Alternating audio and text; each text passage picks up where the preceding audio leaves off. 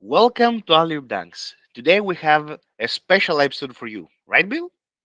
Yes, today we are going to talk about the first half of the year. So we're gonna of the year of the regular season of the Euroleague. We're gonna do a recap based on the players' valuation. So as you can see in my screen here, I have the official Euroleague stats up to I think it's 19 round, but the first half we know is the first 17 rounds. Um, and on the left, you can see the PR performance. So that's currently where the top five is.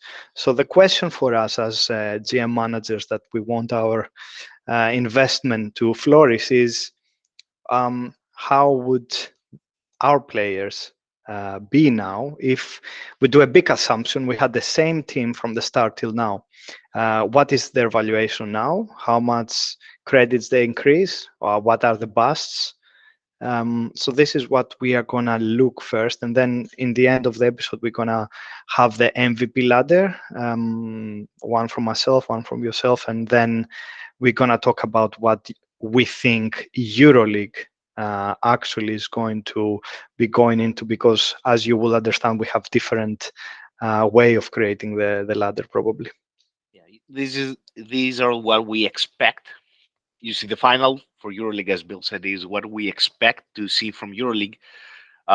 Because keep in mind that last year we had Mirotic as the MVP because he was also three times during the regular season. He was for 3 months, let's say, the MVP of the month. So that EuroLeague took that into consideration. This and that's why Mirotic was also the MVP, despite that Yeah. he was having a great year. Don't take anything less than this.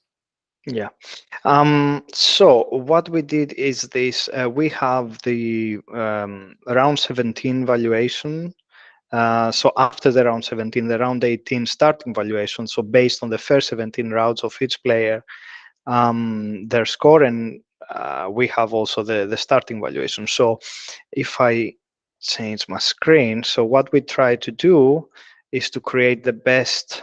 Let me just share a different screen to stop sharing and share this window. So what we try to do is have the best possible formation with just 100 credits. That was actually the starting point in the EuroLeague, right? Um, and based on the first 17 rounds, if we have kept the same exactly players, now we would have 131 credits. So 31 more credits than the starting point, 31% increase on our GM valuation for the players, and a total score without having the half score from bench, because you never know. But if we consider that there is a situation where everybody gets their full score, you will have uh, almost 3,000 points, 2,933 points, and that's with a 2-to-1 system with a coach, Baskonia coach Penaroya. As you can see here, started with 6.3, but he went up to 7.3 and had a 16% increase in the value. And, Uh, and again, sorry to interrupt, but again, we have to say this is up to round 17, so up to the mid-season. So no matter what happened in the last two seasons for the players and the coach, against you. this will count towards the end. So we're talking about mid-season and also about the name, the Dream Team. I don't know if the original Dream Team will have any um, any comments about it, but we will not contact any member of the original team. No, of course, but the Dream Team, the US Dream Team had two, three, and I don't know how many versions. So that's one of the versions. Let's say this is the EuroLeague Dream Team first half 2022-23. Well, the US had the Dream Team, then they had the Redeem Team, then they had. Okay, let's. It's a big topic, a big conversation. And next year we can do the Redeem Team. Next year we'll do the redeem. That's fine. Yeah, yeah, yeah. All we can have at the end of the season. I don't know. That's another idea. We can have the redeem Yeah. team. But as you say, yes, this again is based on our ability to get a team. Not we're not trying to get the best players because we wouldn't have enough credit. So at the start of the season, uh, that would be the ideal team that anyone would have created and stay with it without any um, changing anything. And of course, this has many assumptions. No way nobody will change anything, right? So Yeah. this is again, we're talking about fantasy. So this is another, fantasy that situation when you haven't changed any player. So in that case, and we had a big change just at the last round. Lesort had, I think, 29.7 and then 30. Um, 30 something, if I remember correctly, in the round 17. So with his production in the last two rounds, he managed to climb in the top and be our captain with scoring 417 points, just one more point, fantasy point than Vezenkov that was first till round 16. And as you can see, 4.9 increase on the credits, 42% return. um, I mentioned Vezenkov, and then you have, of course, Evans. And that is another good thing to mention. Evans was number one, not in points. Vezenkov was number one in points, but Evans was number one in the valuation gains. So he had more than five credits increase since the start of the season. We were talking in our source many times about him and the great way he was playing. Unfortunately, he got injured, and then just the last couple of rounds, he just dropped, unfortunately, lower, and he missed like the first spot. But And yeah, again, Evans was, yeah. His season was spectacular, amazing. I mean, the words we cannot have and find enough words to describe his impact on Zalgiris, and his productivity was a reflection of his impact to Zalgiris. In a team. And unfortunately, he had the injury, the Achilles injury, and we wish speedy recovery to Keenan Evans. And once more, he was like, you see all these um, big names and all the productivity of the players. But imagine if he was not injured, just he would have one season to be remembered, honestly, in Euroleague. yeah, yeah. Maybe we'll talk more about him later. So, uh, as you can see, 53%, so the highest percentage return, because he started just with 8.7, but by the end of round 17, he had climbed up to 13.3, and as I said earlier, he was actually a little bit higher, but then he dropped due to the injury. So yeah, so the starting point, then we have one center, Lesort. We have two forwards, Vezenkov and Musa. Um, Great season for Musa on his rookie year with Real, 287.5 points in the first half. Also, he increased by 3.2 his value. And then the two guards, as we said, Evans, and then Laprovitola, another good season. I have to say, in the past, I had my reservations about La Provitola, but I think with Sarunas Jaskevicius in Barcelona, he's been exceptional, and he's actually the one who is closing games when Mirotic is not there, but closing games even when Mirotic is there. So he deserves to be in the starting point. And again, we're not looking about who has scored more, but who has scored more given the available credits we have to create a team. I have. Let me add about both players, Musa and La Provitola, that Musa, in a year that Real Madrid acquired Hezonia, and also Deck is back and had, don't get me wrong, but Deck had a very good and steady and stable season. He managed to stand out. Of course, we see how the credits are going up, and we have to take into consideration. But overall, Musa is a big factor for Real Madrid this season. But La Provitola as well for Barcelona. I mean, look, the guards Barcelona has. They even brought Satoransky, but he managed to stand out, and that's like a big congrats to La Provitola, because the beginning of the season we're all discussing about Satoransky. Vesely came, and then Satoransky came and said, okay, there is a connection. You know, from But the he's national actually team. doing okay, Sadoransky, No, to he's be doing honest. okay, but without La Provitola, I don't know if Barcelona is on that Yeah, place that on the high. standings, that high on Yeah, the standings. That's what I so mean. true. Yeah, yeah, is a testament to his abilities. Yeah. Um, so then, sixth player is another guard, Thompson, another rookie that has a great year. As you can see, not huge difference on the valuation because he started quite high. I don't know why would a rookie start so high, but okay. Um, so just 10%, but then he managed to score 260 points. Plus, he was not even in EuroLeague last season. He was in EuroCup Exactly. with Lokomotiv Kuban. Yeah. And then going to the bench, then we needed one more center, two forward, and one guard to complete the team. So the forward then is Ulanovas. He has increased by 2.8 his value, 39% increase, and 245 points. And he's been the second soldier, if I say, next to Evans in Zalgiris, and he's always up to any task. And then we have center Petrusev. He exploded towards the end of the first half of the regular season. So if we were looking at that, let's say on the first 10 games, he wouldn't be there. But then he managed to actually increase the first half by 2.9 his value, 36% return, and 227 points. Really important for Cervena's Vesta.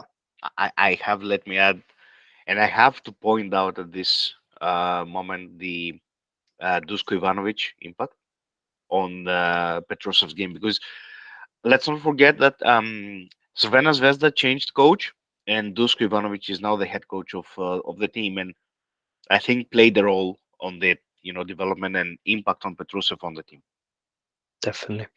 And then we have Bebois. Uh, Great season. He last year he also stepped up to cover for injuries, and in the playoffs he was really good. And now we've seen again he's doing probably the best first half, I would say, with the FS. This first half of the season, and he has increased by 2.3 his value. You see now he has double digits value, 26%, 217 points. So very good overall. And then we needed, you know, just up to 5.4 credits for a forward. Actually, the way we did it, we actually checked different scenarios, and that was the best scenario to have a forward deep value player to fill in the team, and that's Sorkin from Maccabi Tel Aviv. Increased by 1.5 and 29% his value, and scored 146 points. Um, so yeah, let us know in the comments how you feel about this team. If you had any of these players, did you trade them the wrong time? Because many of us done that, have the right players and trade them off the wrong time. So I think Also, that would be interesting to hear. also, if you acquired at the right time, it's the same. It's the same. Uh, yes, it's as Bill said at the beginning, the ideal scenario will be to have less, or let's say, for example, in Tavares, etc. But that's under, if you have 100 credits, that you cannot. You may have these two, but then you will miss one of the players that we mentioned here. But yeah, let us know in the comment. Also, I would like to say about Boboa. To me, as Bill said, he's covering for the injuries. Like Larkin missed a major part of the beginning of the season. He returned just now in end of December, beginning of January. Um, but if there was a six-man award, I think Boboa will be number one candidate for me because he really has this quality to step up and just be that productive for FS. Yeah, yeah, and one of the best shooters in the EuroLeague. We don't really mention him so much because some other players may get all this light. He's not, doing a special celebrations or something, but he is deadly from three-pointer. When he gets on, he's automatic. So That's definitely amazing. that's true. And also, I don't remember the game. Maybe it was versus Basconia, but I don't remember. It was close to the end. He had like 4 blocks, if I remember, but I don't know if it was versus Basconia or another team. So just imagine a guard has 4 blocks in a game. It's like or three. I don't remember 3 or 4 blocks. It was really something impressive, for a guard. Yeah, definitely. But Bill, we have here the dream team. I think we have also some.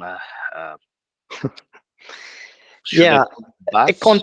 let's do a contrast. Yeah, So, what would have been the worst case scenario? What uh, you had 100 credits in your hand as GM.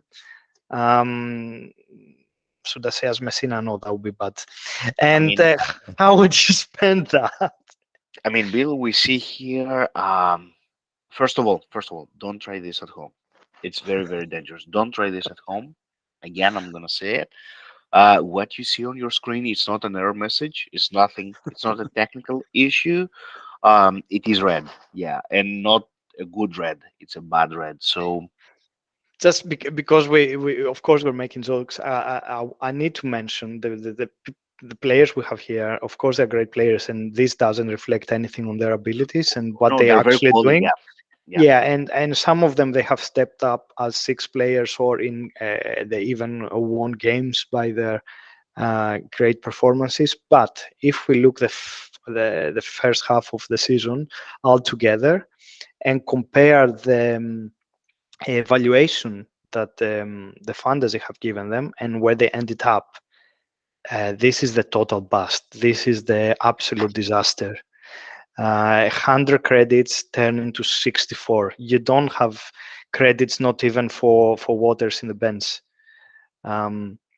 36% discount on your credits.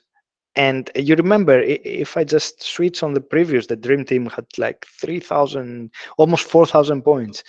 And look here, these 2-1, these busts, these 10 players and the coach, they managed to give 460 points only, not even 500. Um, Maybe Bill is a bit dizzy, but it's close to 3,000, not 4,000 points. 3,000, okay, The sorry. best.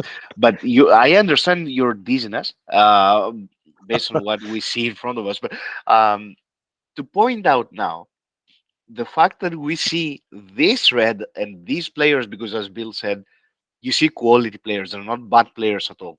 You see quality players on your screen at the moment. And, as we said for the good team, with the great team, now you may see some players who you may have the opportunity to acquire or bring to your team with less credits than their original value.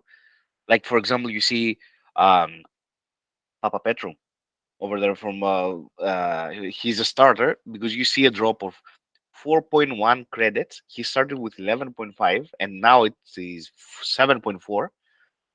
But now recently his performance has been up and up and up. So he's building a good rhythm, on the floor and on the court. So now maybe it's a good opportunity to have him in your team, for example.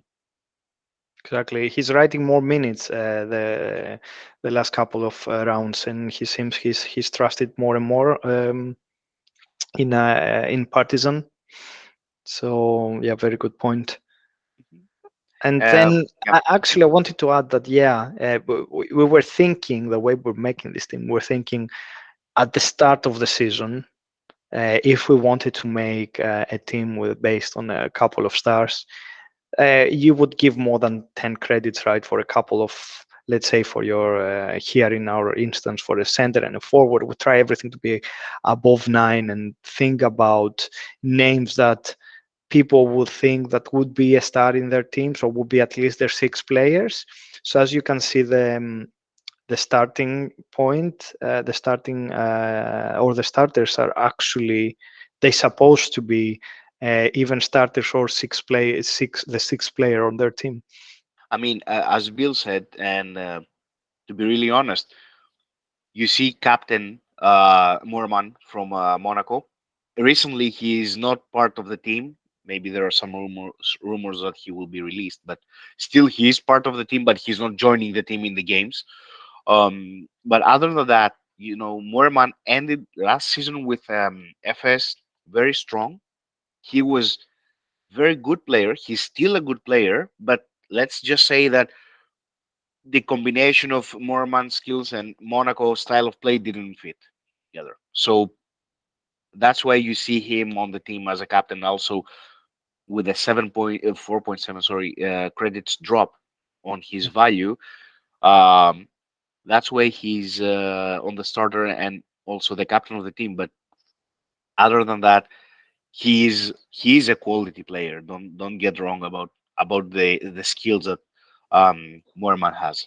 Yeah, in FS he was amazing. On the last Final Four, he was great. True. He And don't forget he's actually he came to Monaco as a champion. true. And to Yeah, be honest, if you see the original value, which is 10.5 credits, it can be explained for this reason because he was that valuable for FS. Same with Papa Petru for the previous team Panathinaikos, and also Voigtman. He was in Cheska Moscow, and that's where you see 11 credits as starting price. yeah. But you see a drop because Armani does not have the best of the seasons. Uh, that's where you see also the Son Thomas. I don't Uh, think. Sorry to interrupt you. I don't think Voigtman even found his role really in the team. I'm not really sure I agree. about He this. Yeah, started good. I agree with you. He started with some good games, but then suddenly I don't know what happened. Like the whole team switched off and they just couldn't mesh together well on the court, and yeah. that affected the whole team, not just Voigtman individually, but the whole team. That's why now Armani is starting to pick up things up, and start being more productive on the court. Uh, but then also you see, for example, Jokubaitis, the guard from Barcelona, last year. I have to admit that. I have to admit that. Zalgiris' first game, it was versus Olympiacos in Piraeus in Greece. And when we will be building our teams or creating our teams, last year Bill said, "I'm gonna put Jokubaitis on the team," and I was like, "Are you drunk? What are you talking about?" And then it comes out that Yukubaitis does a plus 19 or plus 15. I don't remember. He had a great game, to be honest.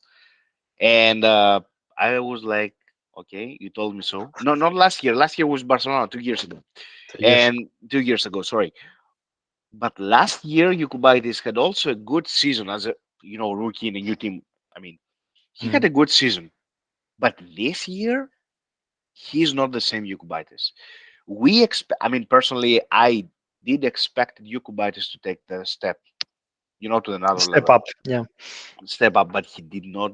And until now, I don't know about the rest of the season, but until now, he's not the Yukubaitis we knew from the previous years. To be honest, that's why you see also drop on the value, on his value with 3.4 credits. I mean, um, I don't know how the season will go and how it will end for Yokubaitis, but he needs to, step up, as Bill said. And also, one of the reasons La Provitola is shining on the court for Barcelona because Yokubaitis is not there. Yeah. But going back on another comment you made, actually, if then suddenly he finds his rhythm, finds his role and he's way better, then he's actually really cheap and is a bargain. But the way he played the first half is still to be avoided, right? Yeah, I agree. I agree. Same with Isaiah Cannon from Olympiacos.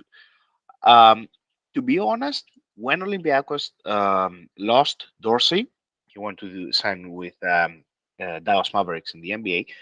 The next day, I think Olympiacos announced the acquisition of Isaiah Cannon, and we all immediately thought about he is the replacement. I mean, if you saw the market back then, he was free. So also taking into consideration the year he had with Unix in EuroLeague, we thought, okay, he will be the one of the best fits for the team, and that's why Olympiacos went out very very fast and acquired him. But so far, if you think about Olympiacos, it's about Vezankov, to be honest, because he really stepped up his game. And then, of course, you also see uh, Fall, some veterans. You see Fall, um, and from guard position, you see Lucas. I mean, other than this, then you see an overall team, but these players stood out. But Isaiah Cannon is not I, there. He's not productive, even when Olympiacos needs like two 3 pointers. I, He's I, not I there. I have to say he's actually recently more productive. He had a couple of good games. I think he came into the team with the view of pretty much be ending the games, definitely be the one who will end the games. But I think what happened is another player you didn't mention, Olympiacos. It was Larenzakis having an explosive first half, especially in all the big games, when in the fourth quarter, for a period of time, he was the best player in EuroLeague. I don't know if it's still the case. At least he had the most, I think, the most points Points. at the point. Yeah, in the fourth quarter. So the way he was ending the games and the way he was playing on both ends, defensively and offensively, and the results he was getting, of course, he's actually the one of the main reasons why Cannon was put, let's say, on the ice or was used less. It was because somebody else stepped up more. Um, so I don't. So who knows? Maybe Cannon actually, because of some games, he gave us signs that he can do the job defensively and offensively. Maybe he will step up. So actually, he's one of the players, one of the few players in this list. As you mentioned about Petro earlier, probably Cannon is the one that seems the biggest bargain from all these players that they were really busts in the first half. Yeah, But yeah, that's that's a true. big if again, right? Yeah, that's true. That's true. And I truly forgot about Larenzakis. It was a great point that you made. He was one of the players that stood out closing the games, and this is the most important part in a basketball game, to be Mm. honest. And then you see the Son Thomas as sixth player on that list. I mean, Wait, why is 9.1? Why? because last year he was with Bayern, he was good. Well, he I, was. Let me say, I think we need to go back and check the statistics. I I think. haven't checked that, but I would I mean, never give him 9.1. well, Really? not for 9.1. I agree with this, With but Melly in the same team? yeah, but I think that's what I'm saying. I think the starting credits the EuroLeague takes into consideration the previous year. Maybe. So if you see the Son Thomas with Bayern last year, he was good. Actually, he was one of the good forwards. Mm. So when Armani signed Thomas because he was a free agent again, when they signed the Son Thomas, we immediately said they found a good forward who can score from the perimeter. Because as far as for me, defense and the Son Thomas in the same sentence doesn't apply. They have not met all these years. They will not meet for the rest of the years that the Son Thomas will be a basketball player. Uh, but offensively, I think he can have big games. I mean, don't get me wrong, but with Bayern and previously with Panathinaikos, he had very, very good games. Offensively, again. Defensively, no. But this year, I think, in my opinion, it goes again about what I said about Voigtman on the whole team. This team, they I don't know what happened, but they switched off. Um, Maybe it was the Kevin Pangos injury that affected the team, but also before they didn't mesh well together. When they started to play well, then the injury happened. So this team is affected by injuries, chemistry, probably issues. We all remember also the case with Brandon Davis and Messina, Coach Messina, when Brandon Davis was not playing for one game, and then next game he had a plus 33. He exploded because he I think he took it personally, and it was good for the team because then the team started working and winning. But still, uh, Deson Thomas still is not the solution for the team to solve the issues. I mean, that they have the chemistry issues. That's why you see also a drop of 3.3 credits to 5.8. Um, and he's our sixth man of this team. Yep. Uh, yeah. Then you see Hollins. I mean, I think this is more down to attendance. I don't think he played so many games or had such a big role in the team. So I don't. Yeah, exactly. it's as we said at the start. It doesn't reflect on his abilities or his performance. So this is not because he had a bad year. It's because he's not, one of the Exactly. main players of the team. Exactly. Because even when Daron Hilliard injured, still he was not getting the minutes to play. So, Coach Katash preferred Lorenzo Brown, preferred Baldwin, give more minutes to Baldwin, but still did not give minutes to Hollins. And also, they signed Adams. So imagine they had Hollins, but they preferred to sign another player despite giving more minutes to Hollins. So that's why, and he is a good player. Don't get me wrong about this. He is, and he can be a very productive player. Yep. Uh, that's why you see the -4 credits in the drop of the value. And then you see, then we have the Silva. Last year with Alba, he was one of the players that signed by Alba and then exploded out of nowhere because he was not that big of the game. They signed in big name, sorry, and they signed him from I don't remember his previous team in Germany, but then they Alba signed him, and suddenly he was productive, like scoring and grabbing rebounds. And then Barcelona this summer they signed him, but the Silva was absent in the first part of the season, half of the season. He was absent. Maybe he wanted to get adjusted to the team. I Mm. mean, it's normal if you go to a new team, new environment, you need to, um, start playing well with your new teammates and get adjusted to the play team. But so far, I think the last games, I think it applies the same with Papa Petru and Kanan. In the last games, he started to show Signs, yeah.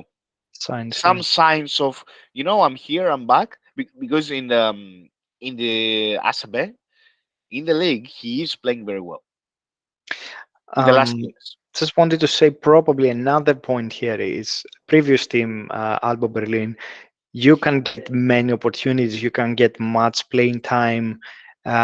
Here with Barcelona is a different level, different goals, and also different coach. We know Saras.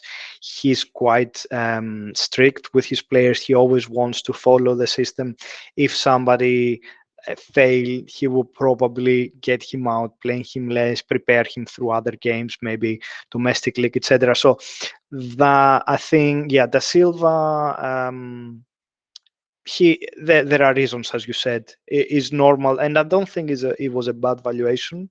But it's one of these cases when someone makes a big step up within teams, and maybe needs some more adjustment, more time to adjust. So definitely agree with that. But how do you explain the valuation on the next player? Yeah, the starting valuation with 8 credits. Yeah, I mean,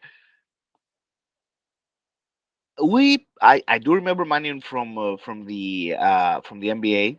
He was a part of the Golden State Warriors. He had some good games, but honestly, starting price with 8 credits, I would not even do it in 2K. For his Um, age, quite yeah, really for young. yeah, and also not only the age, but you have personally. I always think about. I see the roster of a team, and I see Virtus. Okay, they brought Lundberg, they had Bellinelli, they had Teodosic, they had Manion, but you know that Manion will never be the first choice. I mean, if there are It could injuries or anything, potentially, but yeah. yeah, but with Teodosic, Lundberg, and Bellinelli, no. Mm, mm. I mean, if you look the overall picture, he will be the second choice for sure. I mean, the second choice or third choice to to fill the team. He will get minutes, not for sure, but he. I do remember also he had some health issues. That's why, but he steadily recovered and came back.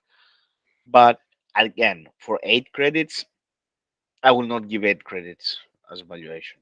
Also, it was disappointment for me. At least I was expecting more in the Eurobasket this summer, September.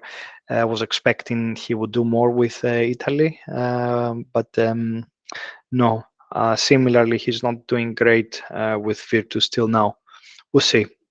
That's true, and also with the absence of Gallinari. I mean, for the Eurobasket that you mentioned, they Yeah. needed some players to step up, but just Marion didn't do it. Didn't step up for the national team, as you mentioned. And then last but not least, center position.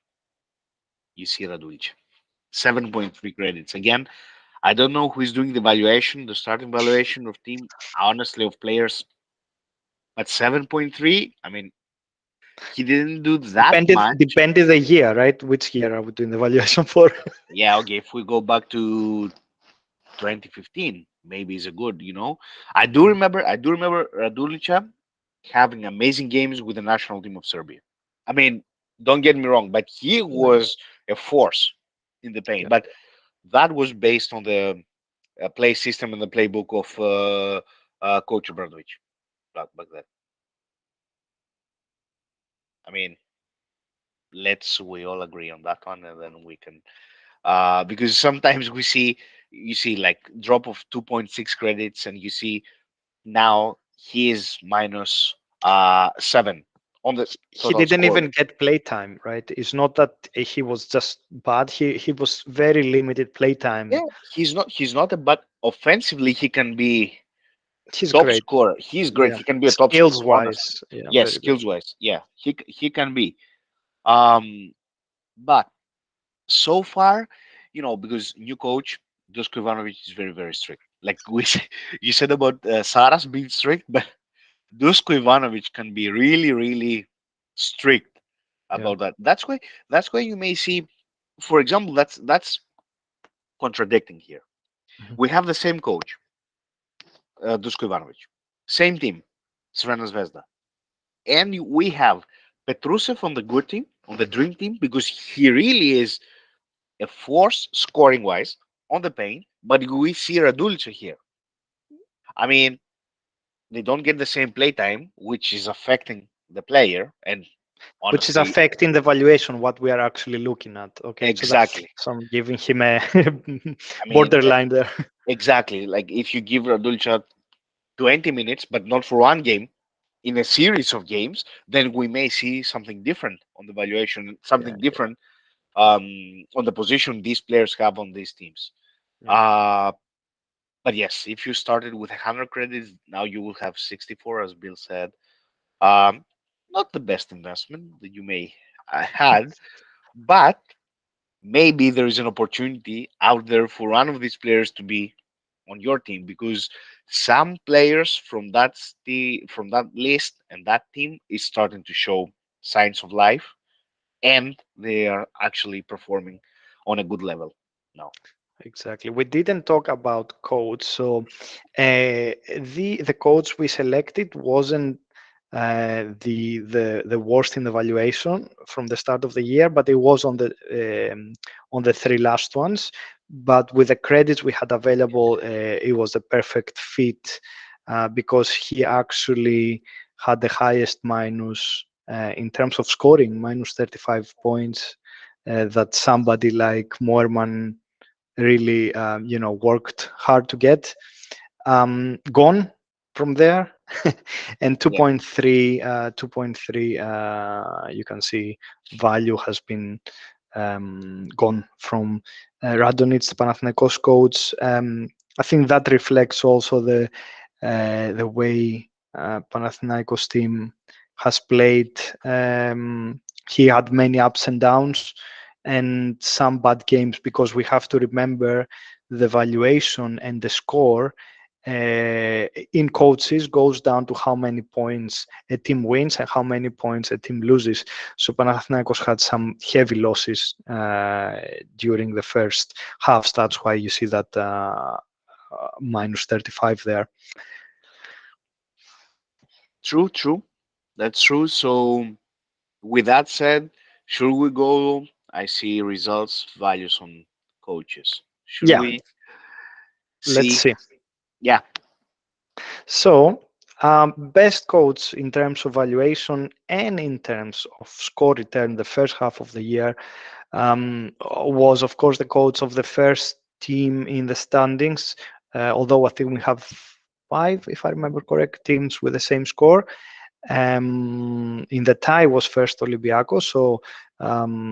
So Georgios Barzokas started with 8.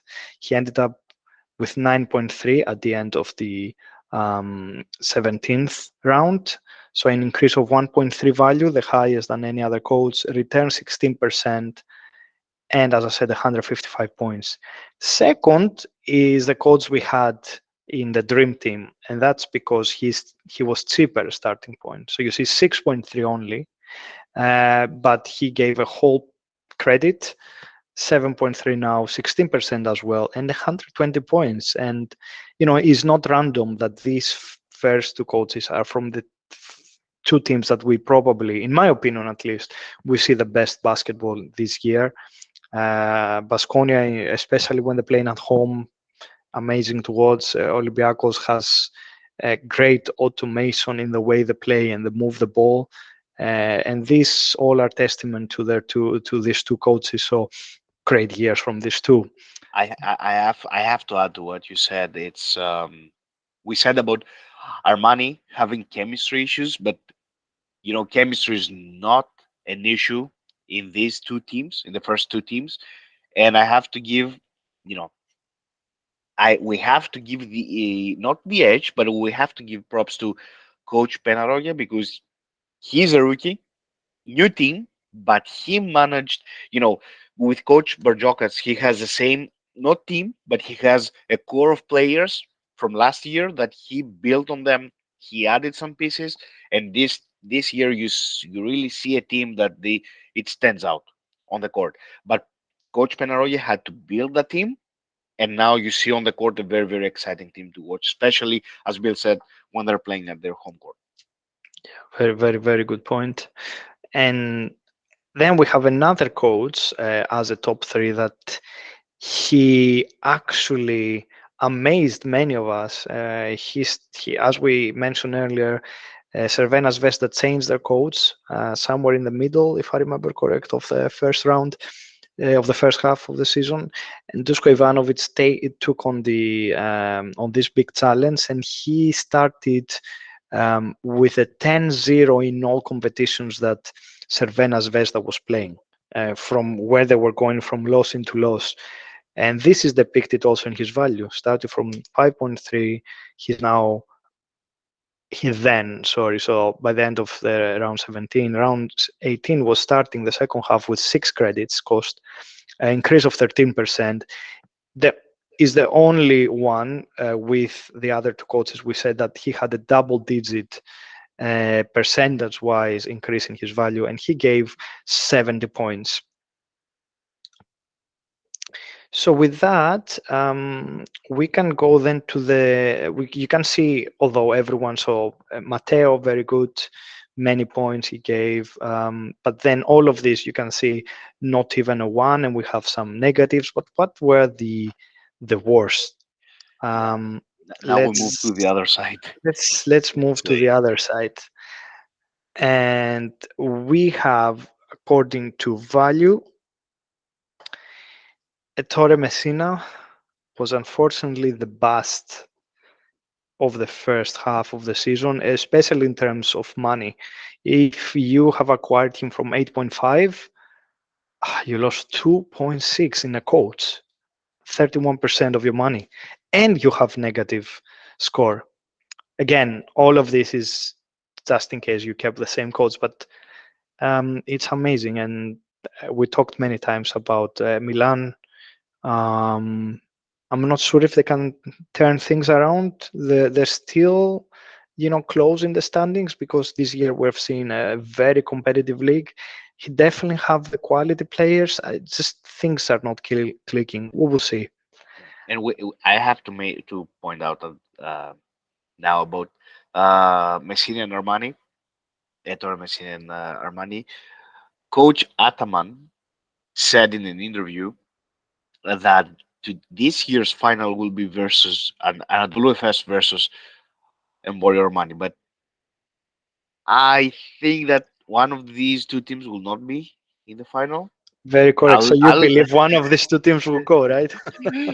well, I'll say I'm just saying, I mean, it's very, very, to be honest, it's very contradicting because you have one team which is very, very stable. It has also the ups and downs, but the other team would don't see any up. You just sit down, to be Yes. honest. But again, um, when we made the teams, the dream team and the bus team, we do not have a Torre Messina because we built it based on 100 credits. That's why you see Radonic as a coach and you don't see Messina. But as you see, both of them are 1 and 2 on the value plus minus. So yeah, so that's why we went with Daniel Radonic because you still see it's minus 2.3 on the value and minus 35 total score. And then I think as well Villeurbanne has their ups and downs. But I think last minute Andrea Trinchieri managed to escape that list. So he's not on the bad list, although you see himself as well have lost 1.7 from 6.5, 4.8 with Bayern that this year is not the Bayern that we see the previous years. We're always thinking that okay, Andrea Trinchieri team will do the will go the extra mile, will go above their power. But this year it doesn't seem this to be happening. So though he managed to give 5 points total, so then on the tie here, Parker actually got in the top three with minus 20, 28% reduction in value. So hopefully you didn't start with this and stay any of these three. I mean, yeah, uh, 3 or 4. That's I mean, but it would be good to stay away from these coaches Yeah. options. And let's see the same for the players. So here you can see the top 10, the 10, the 10 players that they've increased mostly their value and they gave the most points. So we have Lesort, Evans, Zenkov, Musa, Clyburn, Brown, Petrusev, Ulanovas, Misic, and Slukas, and we already talked for many of them in the dream team. La Pravitola that we had him on the dream team, he's actually on the top 5 guards. So you can see here Evans, Brown, Misic, Lucas, and La Pravitola. Um, and all of them, they gave more than 2.5 increase on the value. With, of course, as we talked at the start, the unlucky of the season, Evans that was doing an amazing year.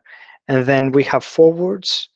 Here you can see 6 because in the 5th place we have Deck and Bacon both giving 2.2, but Deck is 5th because he has returned more points in total, but then Bacon also didn't start at the start of the season, so we thought it is more fair to have both of them here.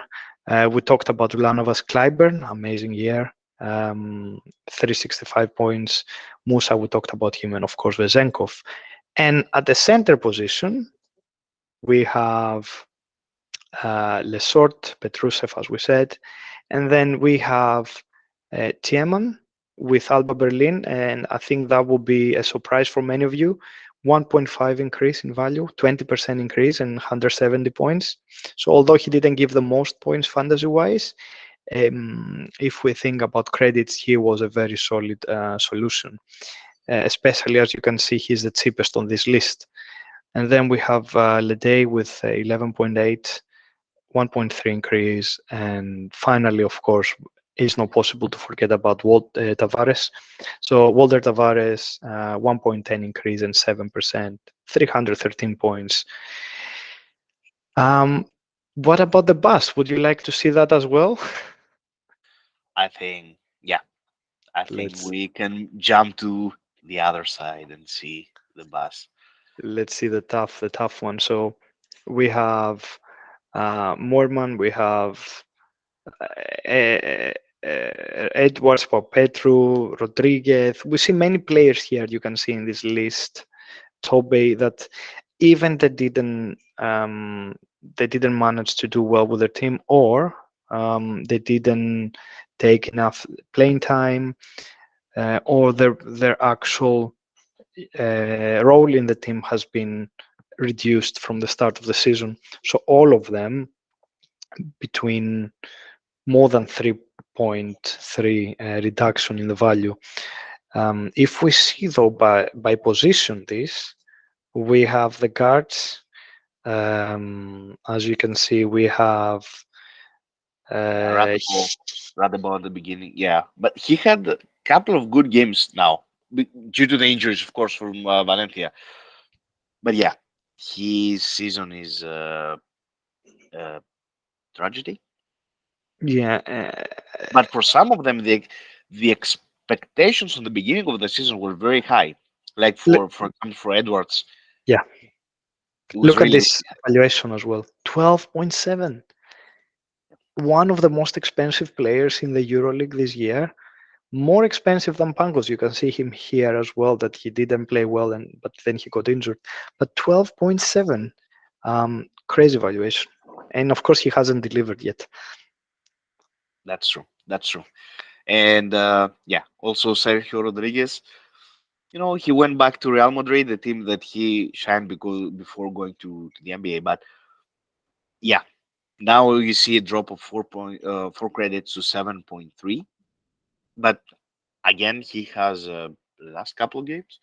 He was good, but still 11.3. If you spend it were too much credits. And then holdings that we discussed about also is there, Yukubaitis and here. Yeah, Hilliard takes actually this fifth position, but again, because he has less score, but he played less as well, so maybe not too fair. um, and then we have forwards. That is more straightforward. Mormon, Petru, Porolnara, Deson Thomas, and John Holland for various reasons, as we explained earlier, they didn't deliver or they have been overpriced at the start. So they all lose quite much of their value. As you can see, more than 30%, up to 45 Mormon. And And also, some of them have a new team like Polonara, who is now in Zalgiris. correct. And probably with 7.7, if he can establish himself and he's a little bit of reminds something of Baskonia Polonara, then it could be a great buy with 7.7. That's true. That's true. Finally, then on the center position, I hope you avoided Toby, 12.6. Tough valuation here. Yep. And I would say tough valuation also for plays, but if you think what plays did in the final last year, you would think is fair. So it's just maybe this year is not yet so productive. to uh, be okay for the 10. So with 7 credits placed is actually an okay, I think, valuation right now. Yeah, because Um, for players this season, I mean, the year, the like the other half of season started very well. Uh, Maybe it's the impact of the return of Shane Larkin. I don't know, but the last couple of games are really good games for Timber Place. yeah. Um, and I think we talked a little bit about all of them. Also, I think Kuprivica was injured at the point, so it's not very fair. That's why you see only 3.5. I think we covered this quite extensively. Uh, so let's just finish up this with showing one more time the dream team. um, Penaroya coach, Lesort, Vezenkov, Evans, Musela, Pravitola, Thompson, six player, Ulanovas, Petrusev, Bebois, and Sorkin at the bench. 31% increase on the value, almost 3,000 points, 31.2 credit increase. But I think what we now need to talk about um, is um, our MVP ladder. Hmm. So let's see. If we see what we have currently from Euroleague here, I think that's how we started, right? We have the performance index, the most points made, total rebounds, etc. I think maybe we can do two versions, my picks, your picks, and then our common picks, right? So You see let me many names, yeah, you see many names, but you know the MVP ladder has to be between 3 or 5 exactly. uh, players. Let's give, so if we do the usual, I think usually the MVP ladder is just 5 players that we think that did the most, and then uh, what we actually need to agree on is what's what's the way we are doing this ladder, right? So what's our main factors for this? So in my for my situation, I'm doing the ladder based on how much that player has lifted the team, how much added wins he's causing. Would the team be in that position without him? Is he really carrying the team? So thinking about that for me is very obvious. The first number one in my list is probably unpopular, but is Evans. I think he had pretty amazing, explosive first half. Uh, Whoever was watching him also last year with Maccabi, they knew that he's probably he has it on him and he's gonna be the top dog in Zalgiris. But I think nobody would expect what he has done, and maybe the way to see that is we could see here on the stats probably Evans. So if we click on Evans, you can see 17.4 PR, 15.9 points, 3.2 rebounds, 3.7 assists, one still 0.2 blocks. I think Zalgiris wouldn't be in the top 8 if it wasn't for Evans. Don't get me wrong, I think the coach is doing an amazing job and he's as important as Evans. But if I look at players, I think he makes the difference, and that's why he's number one on my list. Of course, we know he's not gonna get it because he's not playing anymore. So this is a little bit unlucky. But if now was coming and give the MVP to someone, that would be Evans, in my opinion, number one. Um, then I don't know if you want to also give your number one, or I go continue all my ladder and then you go for yours. Well, I have no problem, but I want to say if we go one by one, I will say that my MVP ladder is based on the stability of the player throughout the year. How so far? How stable your performance is, and I mean, if I start with my also MVP ladder, I will be missed if I don't say Keenan Evans as well. I mean, Yeah. this player, in my opinion, he was on a mission, and his mission was, I am going from. He was last year in Maccabi Tel Aviv. I'm going to a new team. I'm going to a team which I have to say that my hats off to Zalgiris as an organization. They are an amazing organization to go and play, amazing team. If you are looking for stability, he is the one who provided stability for his team, and of course, for that is built based on his performances. So in the first half, and before he got injured, unfortunately, Keenan Evans had only one game with single digit fantasy points, and that was versus Anadolu Efes. He had three overall at the end of the game. Mhm. Other than that, if I remember correctly, every game he had is more than 12 points, fantasy points. I mean, but overall, I Performance. think I think he is a definition of stability Mhm. until until the mid season. Okay. Uh, So I'm happy we agree then. We both had him as number one. That we know is yeah, not gonna be on what we give later, but yeah, that's that's true. good. So I'm going to my number two then. I think that will be another unpopular opinion probably, because I'm going again with a player that I think if it wasn't on his team wouldn't stand a chance really. So for that, I'm going on. As you can see here in the middle, we have Matthias Lesort. Amazing year.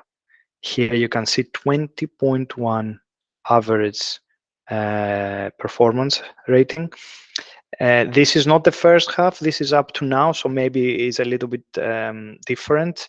But still, it gave us a very good indication of what he's doing in rebounding. 7.6. He's number one in rebounding. I think he's second in PR, if I'm correct, and he scored in 12.8. He had many. He had double doubles during the year. He's 1.1 blocks, and I think the main difference, and almost one steal, right? But the main thing for me is, um, I believe that Partizan has an issue with probably their defense, and especially how much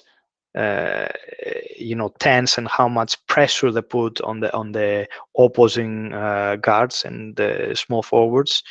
And I think that's where the issue is. So if I take out Lesort, I think this team wouldn't be a contender. Still believe they are probably. It's difficult for Lesort to be in the big conversation in reality, because I'm not sure if Partizan will make it to the top eight. But in any case, the way he had played till now, he's carrying the team. Of course, he has next to him Leday and he has Panther that they can carry as well. But I think his contribution is exceptional as well. Mhm. So, what about you? What's your second Well, option here? I'll go in 2 for 1 now. And what I mean by that, what I mean by that, Lesort is also on my list, but he's Mhm. not number two. Okay. On my list, Lesort is number three, Okay. and for all the reasons that you mentioned, he's on number three for me. And Mhm. number two is Let me write Vejankov. Is Vejankov. I mean,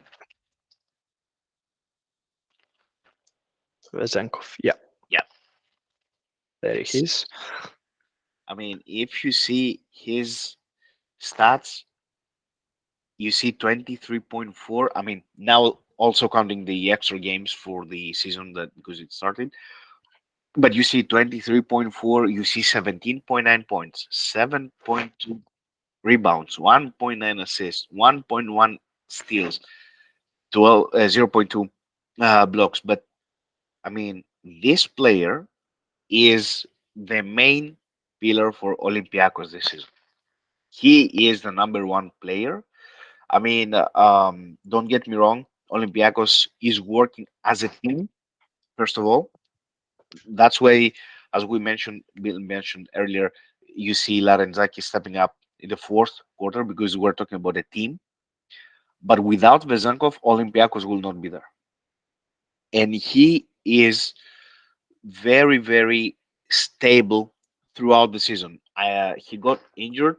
That's why he missed the derby versus Panathinaikos. He missed then the next game, but he returned versus Virtus, if I remember correctly.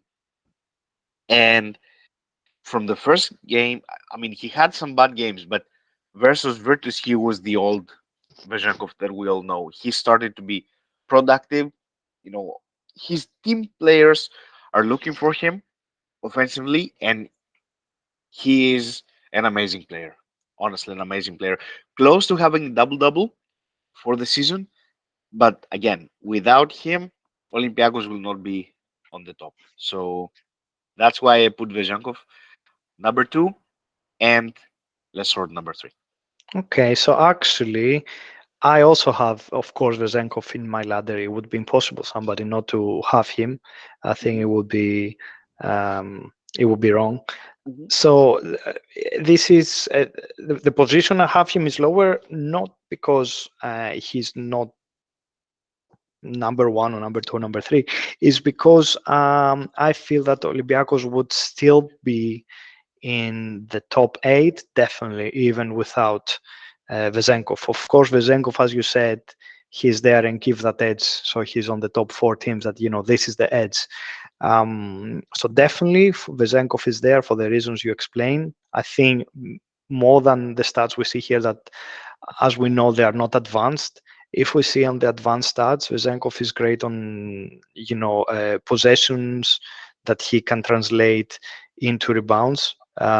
He's very, very efficient on shooting, so very good on true shooting. He's put in a clinical this year, and whoever watched our first episode would know that we were talking about Vezenkov and MVP on our first episode this year before the season start. So he's doing it, and for that reason, he's number four on my list, not number three as yours. And again, I said the reason that I put him lower is because I think the Olympiacos as a team he will be in the top eight. So um, I actually have on number three another player. I have Tavares because at the point when we had Real Madrid struggling a little bit, Tavares was there, and Tavares actually started to stepping up game by game, and he is now the usual Tavares we know, 2.8 blocks. He is the best defender in the league year after year. Maybe if we exclude the year that John Brown should have won it last year, but that's another whole conversation. Um, you can see his rebounds again 7.5, one of the top three. He's also stealing the ball. He's scoring as well if the teams need, and he's there to carry when they need them. 18.4 performance. For that reason, I think without Tavares, Real probably would have a problem and would be now fighting lower in the standings. That's why I have him three, Tavares and not Vezenkov, just for that reason. yeah. Uh, First of all, I have Vejankov as number two, not number three. I have Sorry. Sword as number three. My bad, my bad. Yeah, yeah. Yeah, You have yeah, him but two, I have him four. Yeah, yeah. yeah, Sorry. yeah, but it's okay. But I have also Tavares, but I have him as number four. Mm. I mean, if you want difference in the paint, you have to go with Tavares hands down. As you said, last year John Brown was, yeah, he was, in my opinion, also the overall best defender because he went to the perimeter and he was guarding in the perimeter like guards.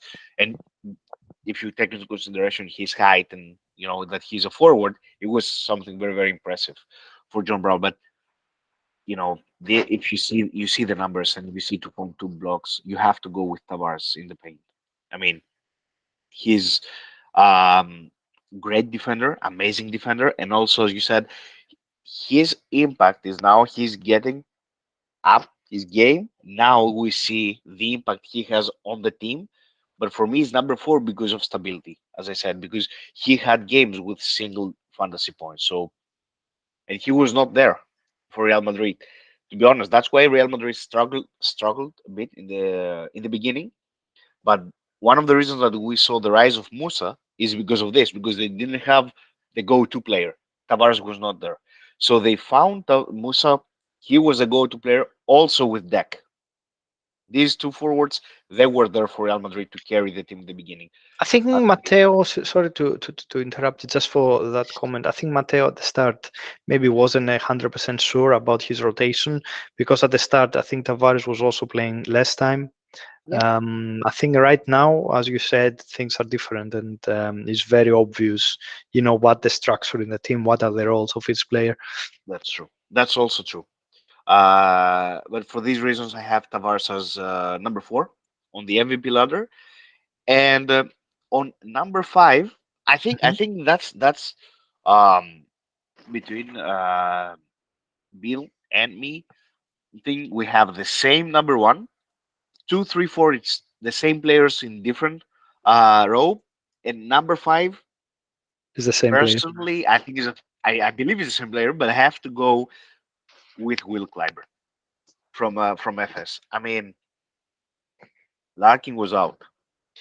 Clyburn was maybe the acquisition of the summer from a EuroLeague team that after all these years with Cheska Moscow, he was a free agent, and due to the other circumstances and factors, Cheska is not this year in EuroLeague. He goes to FS, the champion team, and then you see this: 18.2 points, 6 rebounds, 2.2 assists, one steal, 0.2 blocks, 19.4 PIR. I mean, what else should you ask for the? Okay, Larkin was not there. Misic was there, but what more to ask from the wingman of Misic? Or if you want to find a wingman for Clyburn, Misic is, I don't know. You may say the way you want, but Clyburn has to be number five on the MVP ladder because of what you see in front of you. He was playing 35 or more minutes. It was amazing with just him and Message going back and forth Mhm. for FS. So for the reason for me is Clyburn number five. Yeah, and for me, number five, as you said, he has also misses in the team, so maybe that's why he's not higher in our list. And also Bebois that has amazing season. But I think what is exceptional is that he goes in a new team, and he's a former MVP, so he can do it. But still, is exceptional.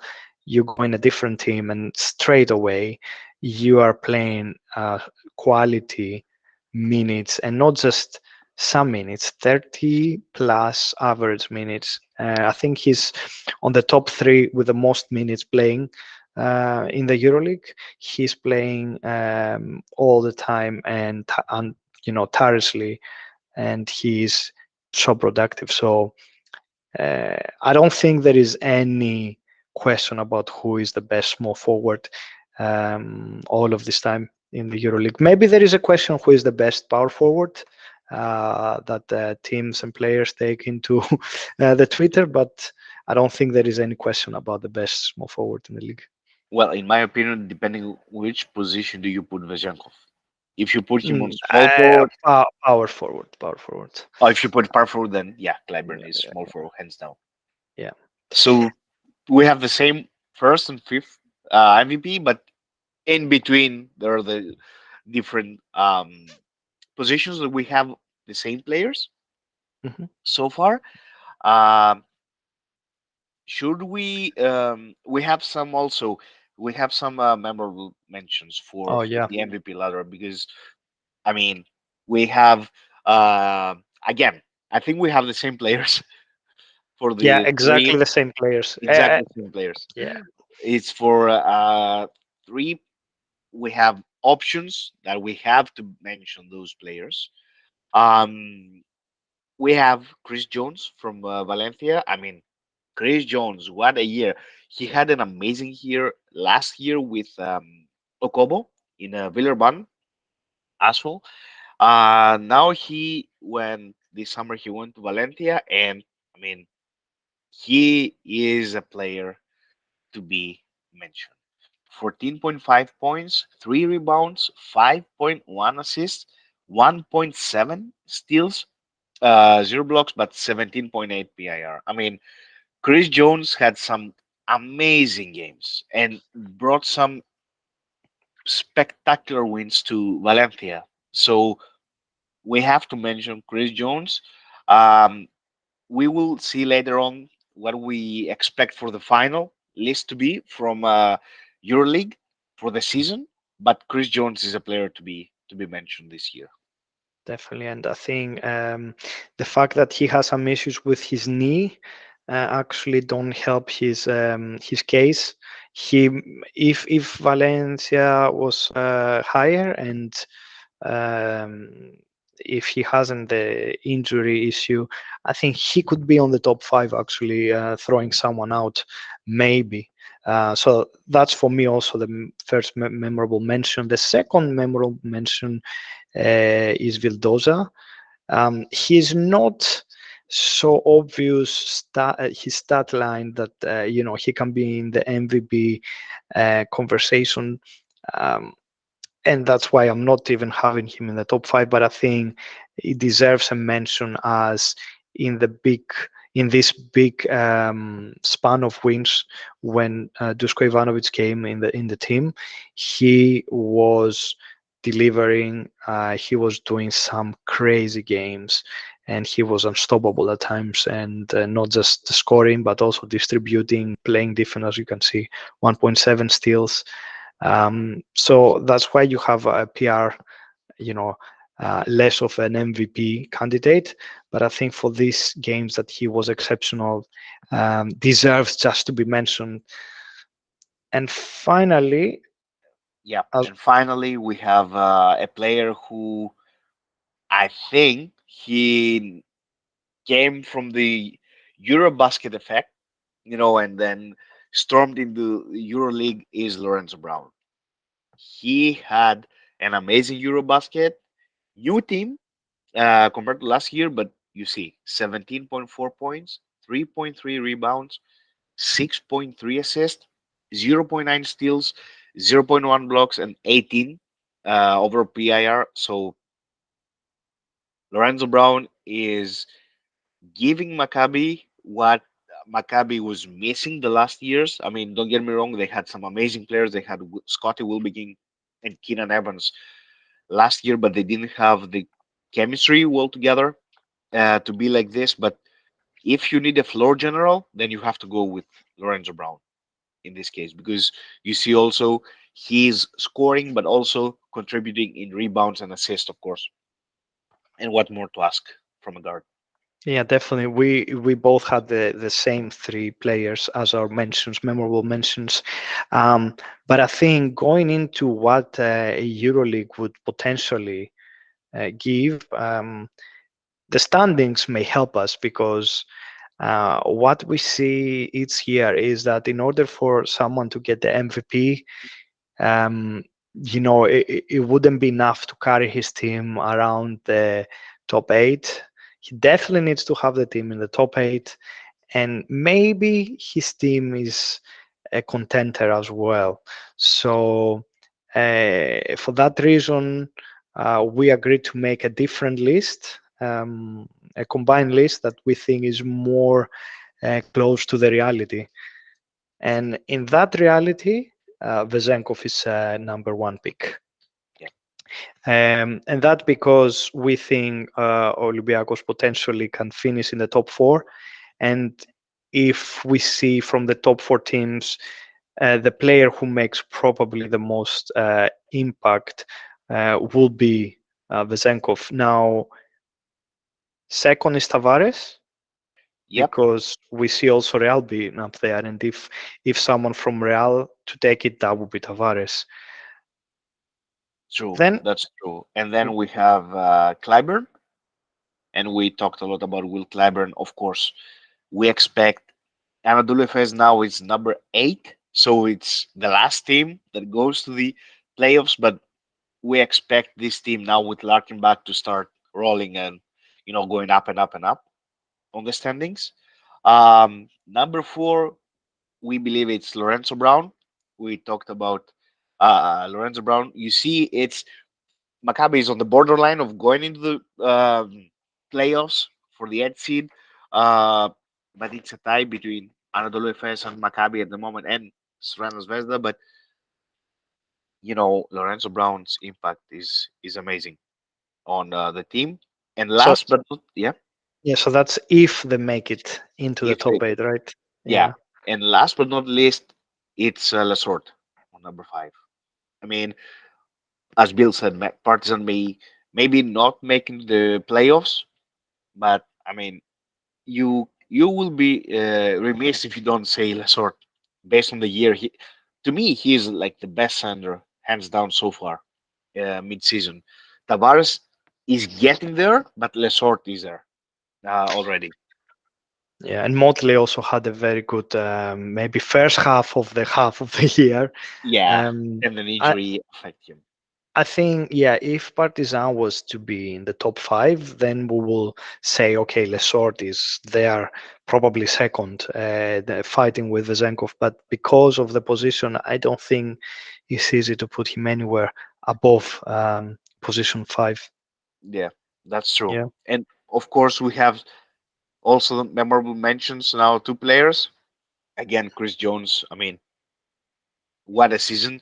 Maybe Valencia will not be in the final 8 in the for the playoffs, but still, we have to mention Chris Jones, of course, in the because of the absence of Keenan Evans due to the injury. That's why we don't mention Evans for the final picks. And then we have to mention Vasily Misic because he is the go-to with Clyburn with for FS, but now Larkin is back. Clyburn is aff- his game is affected. Basically, you see the performances, but at the end, we still believe that Clyburn will be the main focus, and then messages with Clyburn, Larkin with Clyburn. These three players are the main, but we say Vasily Misic as will be one of the options as well. Yeah, and I think we have to remember that Misic, it was back-to-back MVP, EuroLeague Final Four MVP, right? And he was also the EuroLeague MVP on 2021. So maybe he already has too many MVPs Resume. in his resume. Yeah, exactly. Yeah, Thank you. that's true. That's true. Yeah, but these are the expectations that we have from EuroLeague to have the names to be out there for the MVP this year. Yeah. Of course, we still have half of season to go through. You never know what happens; things change. As you see, um, yeah, in both options we had Keenan Evans, but now he's not due to the injury. Of course, we hope that he has a speedy recovery again. He's back because we Yeah, want this next type year of next probably, year because we if want to things see go this well. this type of performances and players. And to be honest, I really would like Evans to finish the season to see if we had an upset for the MVP. I really like to see if because Yeah. I would love to see Keenan Evans having the season he had to have the MVP at the end. You know, look To at the go, look Mhm. look at the standings, especially what you're saying, right? Look at the standings, and then you have Zalgiris one win away from the second position. So potentially, let's say with Evans being healthy and the additions they did, um, they finished in the top four. Personally, I would have given it to Evans in that case if they say they're in the top five, right? That would be in my number one option. But it really depends where you would end up. I think, especially with the way the MVP awards are given. Yeah, that's true. That's true. Because don't forget, last season was Mirotic who got the MVP. The second, I think, was Vejankov on the list. Um, but these are the options we have for MVP ladder, or we expect from EuroLeague to have at the end of the season. That was also the dream team and the best team that you that you saw, and with the coaches as well. Uh, yeah, we had an amazing first half of season from the teams in EuroLeague. Some teams were overperformed, some underperformed, some are just the favorites and they are still where they should be because they're the favorites for a reason. But these are the options that we have and the teams we created from you. Of course, please feel free to share your own opinion and ideas. Uh, Actually, your own MVP ladder. It would be nice to give us your own exactly. That's what I was top about to say. MVP Yeah. ladder. Yeah. And maybe the you can rant about the busts that you had in your team. That's something we all have to do, GMs here. I mean, yeah, we have to look back and say, hey, we picked this player, but didn't work out. Uh, yeah, I mean, for a day we can be in the role of a GM, and see what worked and what not, and see how we can improve our teams at the end of the day.